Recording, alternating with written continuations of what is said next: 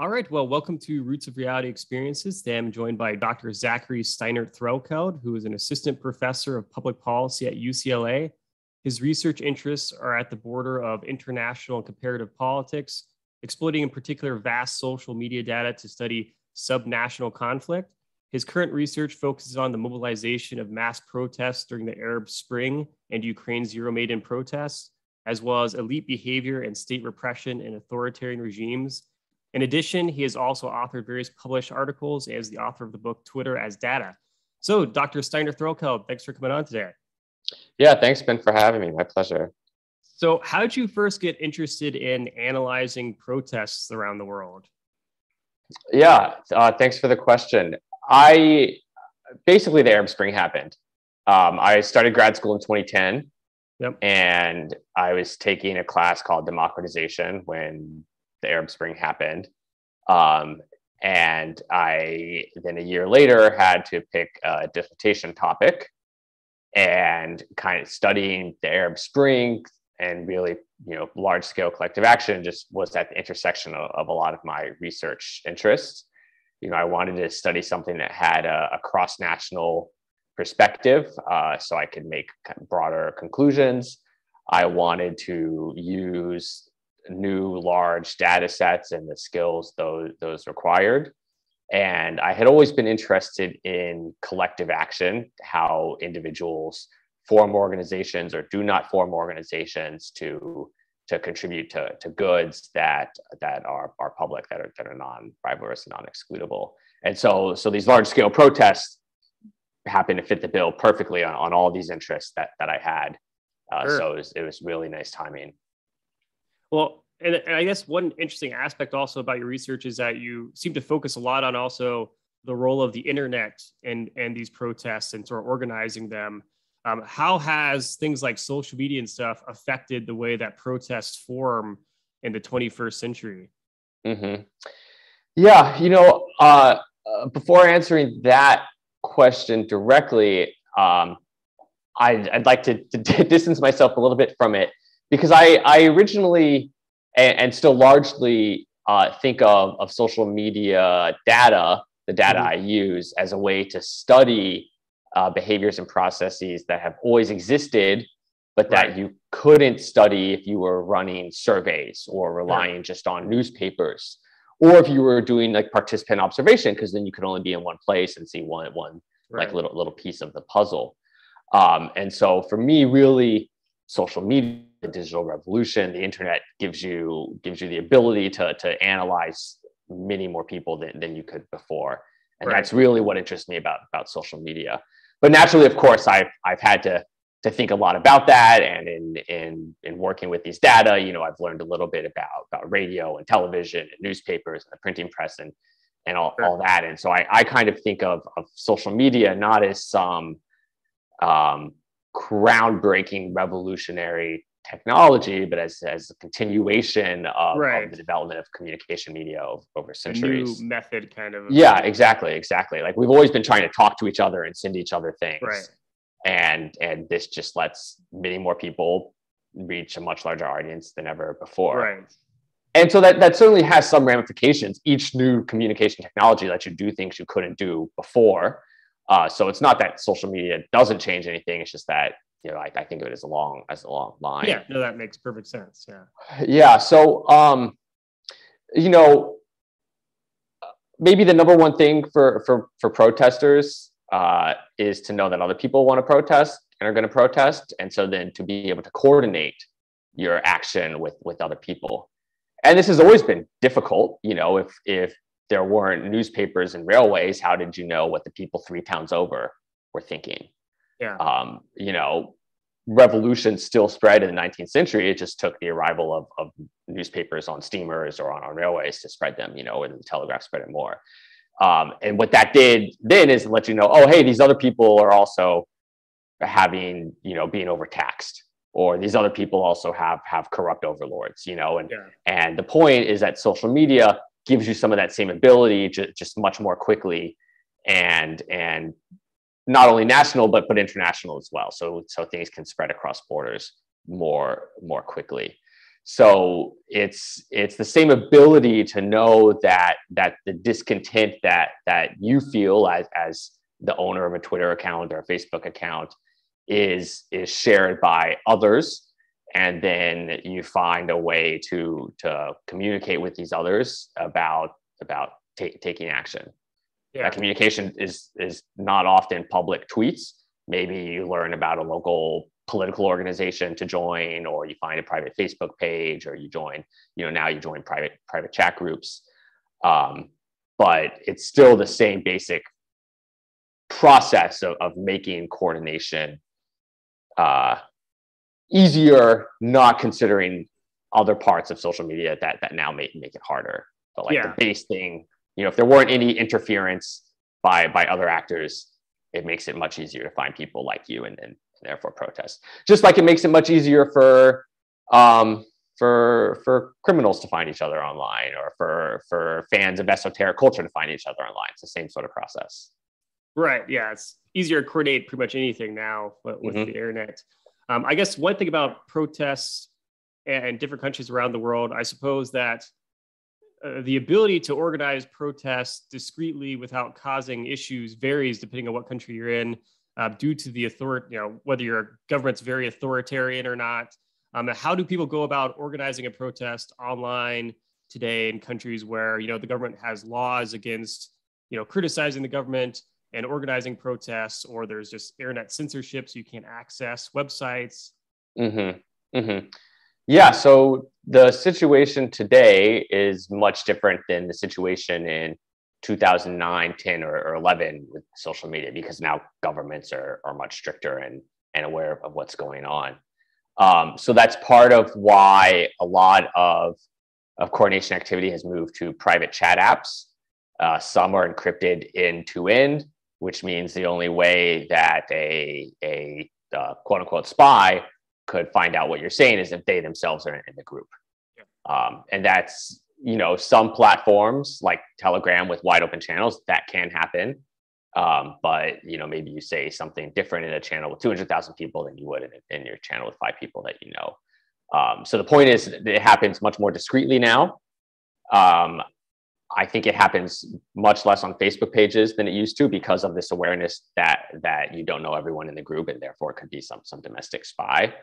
Or there's much more room for let's call it expatriate communities. So that is, as co-nationals who just happen to live in another country and are therefore much freer and can relay information passed to them from people in the country, or just act as their own broadcasters, like individual Radio Free Europe, let's say. Right. Yeah. And they'll get on Telegram, or they'll get on Contact, or they'll get on Facebook, and they're not concerned about getting arrested for saying something because they're outside of the jurisdiction that they're critiquing. Yeah, I guess that's the other really interesting aspect to me, is that the psychology of being able to organize a protest and getting people to take that risk. In your research, how do you get that next step where you're able to mobilize a lot of people en masse to come out and protest an authoritarian regime that's threatening, to imprison you and or torment you in different ways, threatening your family, etc. How does that happen? Yeah. Well, that's kind of the $1 million question, right? And there's no one sentence clear answer to that. If there were, it would always happen. Right. Or no secret states code. would know what to do. Right. Yeah. And if it was that easy, then the state would know what to do, and then maybe it wouldn't happen. So what I think, if the best I can do to generalize is say that what outsiders perceive as, a large mass protest that's quote unquote unprecedented and potentially revolutionary is hardly ever the first protest in that location, in that movement. Yeah. So the January 25th protest in Egypt in 2011 actually came a week after a smaller protest on January 18th. That kind of fizzled out, frankly. But it was also after 6 to 8 weeks of protests in Tunisia that grew in size and led to the deposal of the ruler there. And even on January 25th, the mass gathering in Tahrir Square didn't happen at 8 a.m. It was the confluence of smaller protests coming from across the city converging. And then we call that the January 25th protest, the Tahrir Square protests. But that was a later event in the day, and like really built off the smaller things. Or in Berlin in 1989, there were weekly protests for months actually on every Monday after a church service. And they slowly built in size. And there was one crucible moment where, everyone kind of knew it was at an inflection point. And the East German authorities had actually been given permission from the Russian Communist Party to fire on protesters, and they blinked and they didn't. And so that kind of crystallized everyone that, hey, you could do this relatively safely. And then you see the big explosion in protest size. And that's usually what we consider as the start of the fall of the Soviet Union. But it came after weeks and months of slowly building protest. So the point is, it's not actually, in fact, like all of a sudden 1 million people just like wake up and say, oh, today's the day we got to do it. They're working on other information that they've gained from paying attention to what's going on around them. So when protests like grow slowly in size like that, you're starting off with people who are really committed. Maybe they're really angry. They get a lot of consumption value from protesting. They have some identity parts of them that cause them to protest more, and it kind of spreads to other groups. And for whatever reason, state authorities don't repress enough to keep it from spreading, and then there's some like symbolic moment that usually crystallizes everything, and that leads to an inflection point. Yeah, it seems like historically that's one of the major things is, to what extent authorities like police officers, the military are willing to just sort of back off a bit, which kind of feeds the fire, so to speak. Because if you're having a military that's obviously willing to actually kill people, then people are more likely to back off in that case, unless they're willing to like sort of push for a revolution almost, where it's getting really violent. It's seeing that dynamic play out almost like a game of chess, kind of. You're kind of just testing the waters, so to speak, to see, what's possible. And it's really, really interesting to see how that plays out again and again over time historically. Yeah. In extremis, repression will work. If you kill enough people, the protests will stop. Now that could spark an insurgency, an armed resistance, but it'll stop the mass protests, and that's what the Chinese Communist Party learned from the Russian Communist Party. That's right. I believe it's Jack Goldstone, a professor at George Mason, who pointed out that in a summary article of his, like a review article, if you have unified elites, it's very hard to overthrow them in protests. If you have basically the armed forces on the side of the executive, and the executive can maintain their allegiance, protests aren't going to lead to a power change, which is what we've seen in Venezuela, for example. Now, you also need that unified elite needs to also have the resolve to go through with their repression. That is, if just because the police and the military are on the side of the president, if the president doesn't want to fire on protesters, then it doesn't really matter. So you need both resolve and unity. Yeah, that's you need all those pieces to really put down, I guess, an effort to push the envelope there with protests. To what extent, when it comes to like formulating a protest, especially online, to what extent is there like this sort of push and pull between the government and people trying to spur a protest, like in the digital space online, where like are people, actively combating, social media posts by government run, news services, from within their country, or because like, I guess to a certain extent, there's an information war before a protest can actually happen in the first place, especially today.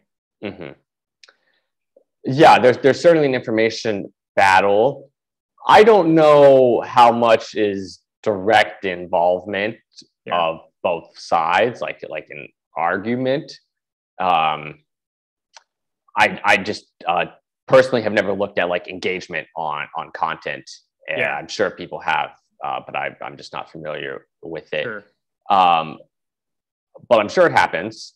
What that points to, though, is how social media is no longer necessarily liberatory, because it was initially used to show there's a lot of discontent, but now when the state is on social media and their state supporters on social media, people who before were fence sitters and might have said, oh, look, everybody hates the regime, now says, oh, look, there are a lot of people who hate the regime, but I also see all these other facts from state news, and then people agreeing with them and people telling me I need to look at these other facts.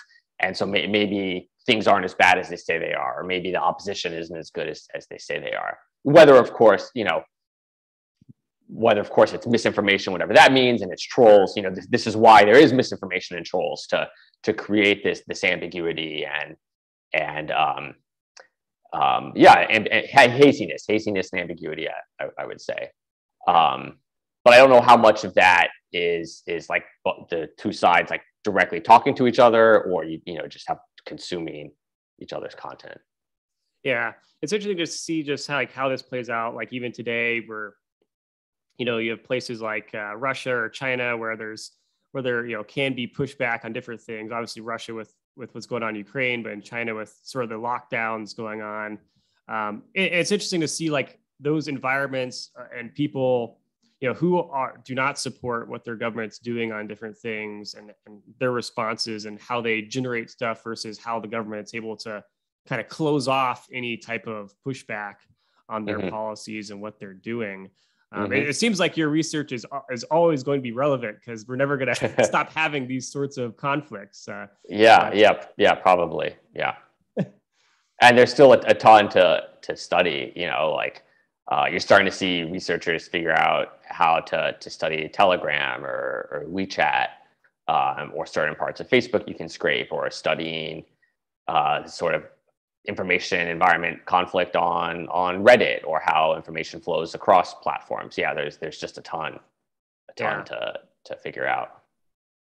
So overall, based on your research, like how effective are these sort of online driven protest movements in affecting some sort of government change? Are they usually, kind of tossed aside and not making much headway, or do they consistently generate some type of impact or some type of momentum to eventually create a larger movement later?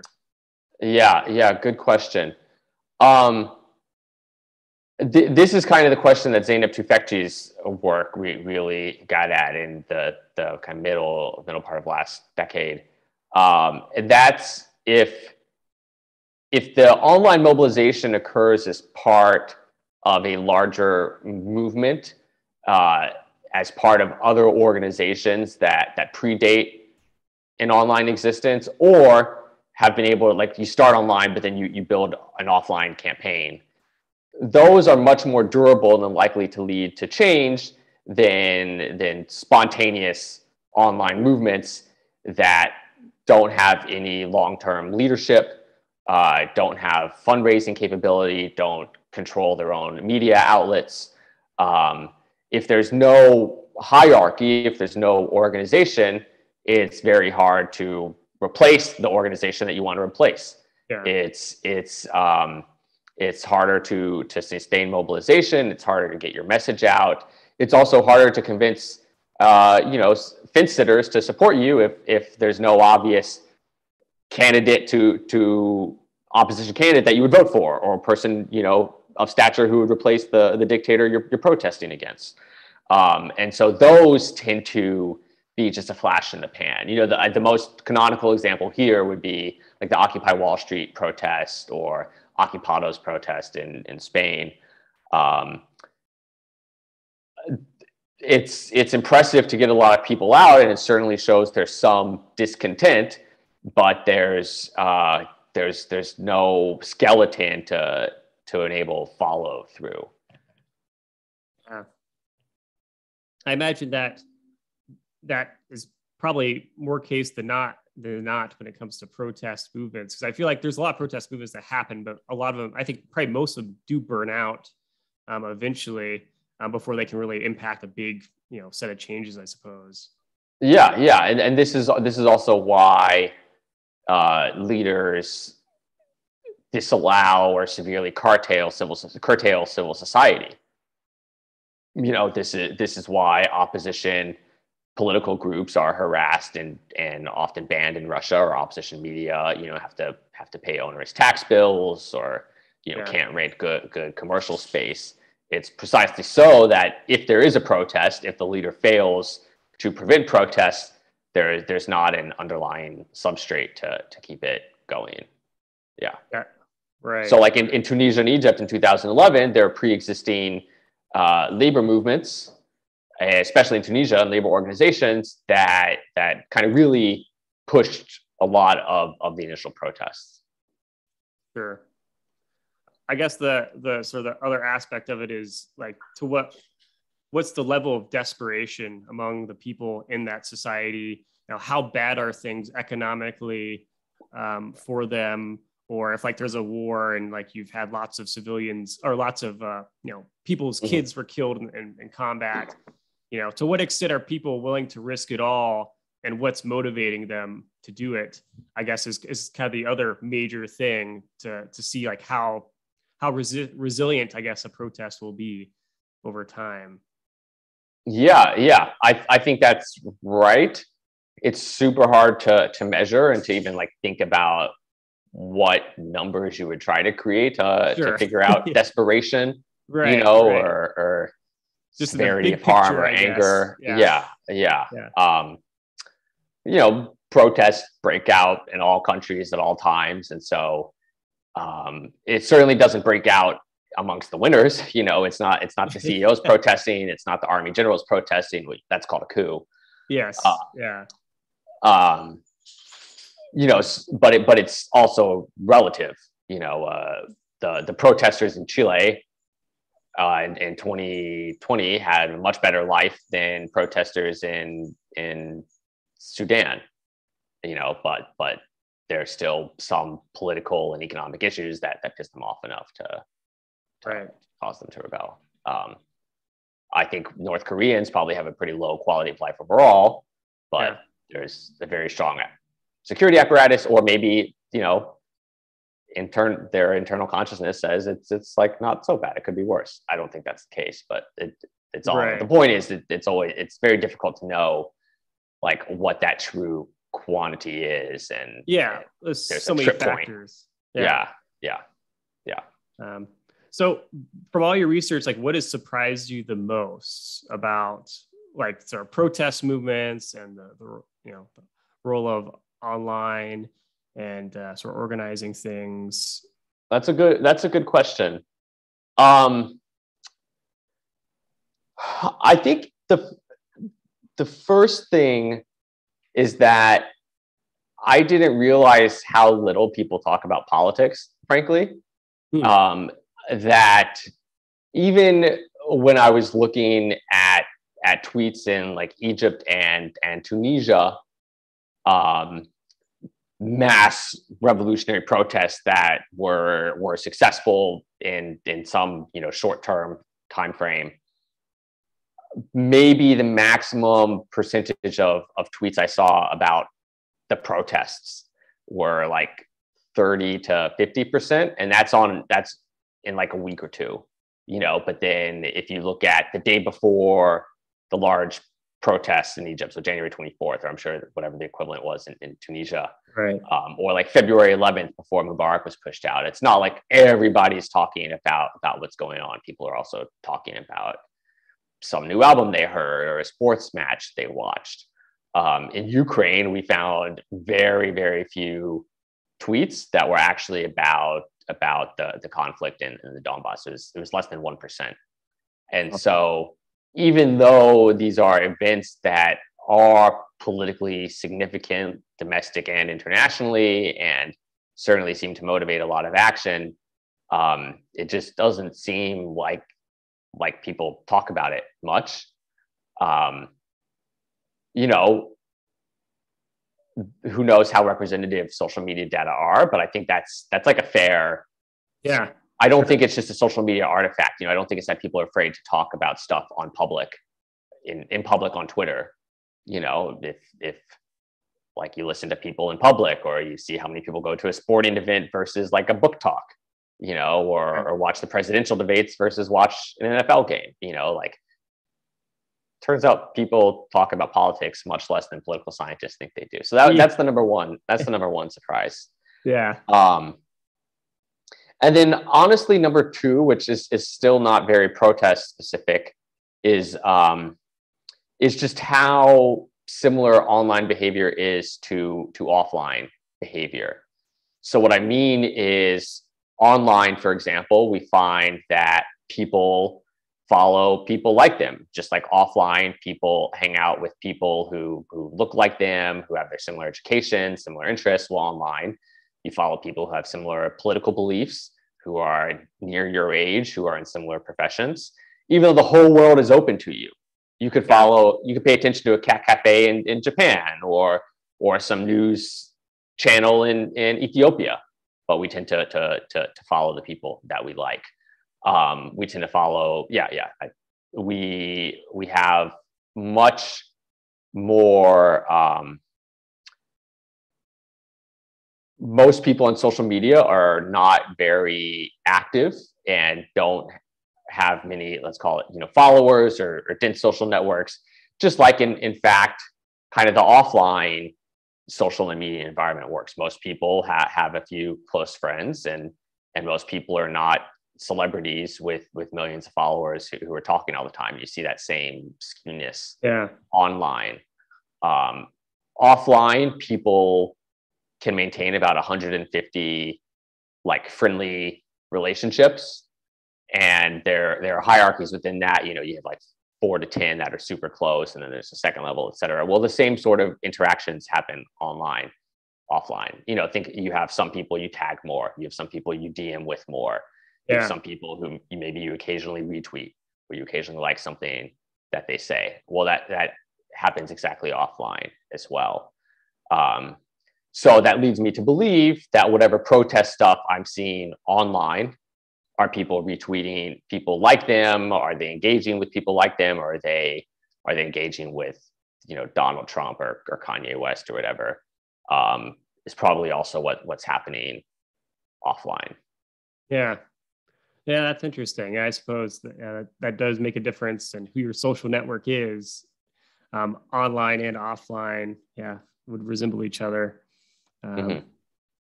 Yeah, I mean, maybe it seems kind of obvious, but certainly I think in, like, let's call it 2010 to 2016, the idea that online and offline were not distinct and could inform the other. That's right. Open to debate. Well, I guess people assume that online people are interacting with lots of people they don't even know necessarily. But people are probably still a little shy to just talk to random people they don't know. Yeah, absolutely. And people are actually pretty good at ignoring like trolls or bots. Right. Just like, if there's someone on a street corner with some protest sign, and it's just like one person, or, there's a small group of anti-abortion activists somewhere, like people just kind of keep walking, that also happens online. Yeah. Well, I guess, in general, people don't want like to get involved in sort of conflict.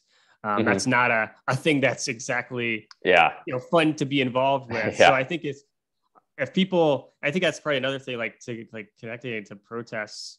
Like if something's not affecting you personally, you're much less likely to care about it and talk about it with your friends. I guess that's why things like, if you're having high inflation, with the economy, that's why that's such a big thing politically. because everyone's feeling the effects of a poor economy. Yeah. And everyone can have that casual conversation with their friends, like, hey, you notice gas prices went up? Like, oh yeah, I did. So I guess that kind of plays a role as well. But yeah, it'd be interesting to do a comparison of topics online, just on like what are people talking about. Yeah.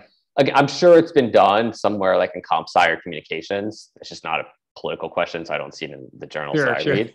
But yeah, going off of what I said about how people don't talk about politics, like, yeah, what percent of people are talking about sports and what percent are talking about inflation? It would be really interesting to know, and you could track that over time to see what's pertinent. Right. So I guess, as the world's sort of changing over time, and I think seeing a society that's becoming increasingly internet savvy. Like today, I suppose there's a lot of people with their grandparents or even like older parents, who were born in the 50s or something like that, are not online as much as millennials and Gen Z.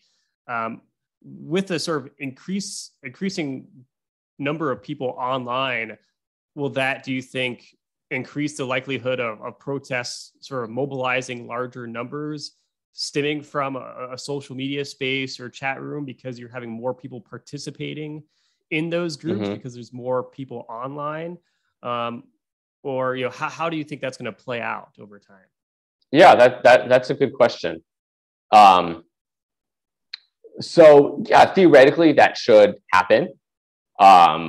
There's a really nice paper that looks at the spread of VKontakte in Russia and finds that in cities where more users were on VKontakte, you had a larger percentage of residents protesting. I think it was like a 10 to 20% increase. Yeah. So the corollary of that would be just more people online, the larger protests will be. So that seems like it should follow. It could be the case, though, that when that study was done, VKontakte came out like over 15 years ago now. There's just, as more people, there was not state repressive behavior, let's say. So as more people get online, you see a more equal representation of society. And then so maybe social media doesn't have the same stimulatory effect now or in 5 years that it did 10 or 15 years ago. Yeah. But everything that we know right now suggests that protests will be larger the more that people go online. Yeah. If, however, these additional people joining the protest or the additional frequency of protest does not go along with organizational infrastructure, then large protests won't clearly have any greater effect on political change than smaller protests. Yeah. And I guess the other factor is just wondering, like, how do governments respond to an increasingly like digitized society? Do they get more serious about finding ways to crack down on dissent and the organization of groups online, and like actively like working hard to combat them because they know this digital space is the future of sort of how people connect? Yeah, that's a great question.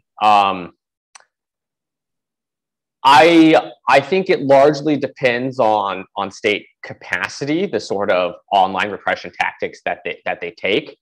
I know a couple students who have been interested in this, but I haven't seen any research that tries to understand quantitatively why some states disconnect the internet, others arrest people who say something online, others censor. I'm not sure like if anyone has found some clear patterns to that. My interpretation is the state capacity argument, and the reason I think that is because there was a while where I was using Twitter to look at the effect of internet blackouts in certain countries, and sometimes countries like will just cut themselves off from the internet. Sometimes they block certain websites, and sometimes they say they're going to do that, and actually it never gets implemented at all. Yeah. It's more like a press release.